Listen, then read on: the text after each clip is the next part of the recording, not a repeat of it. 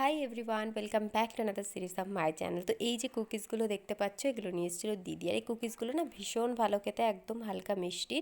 তো এই কুকিজগুলোই খেয়ে নিলাম। আর এখানে তুলছিলাম কিছু পাতা, যেগুলো দিয়ে আমি বানাই তেল। আর এই পাতাগুলো না একদম পাওয়াই যায় না, তো দেখতে পেয়েই চটপট করে তুলে নিয়েছিলাম তেল বানানোর জন্য।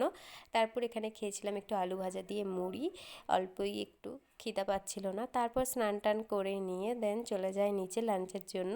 আর দেখলাম যে এই পাঁপড়গুলো মা নিয়ে এসছে, তাই একটু ভাজলাম। আর এই পাঁপড়গুলো সেম ব্যাডমিন্টন পাঁপড়ের মতনই খেতে, কিন্তু দেখতে একটু অন্যরকম।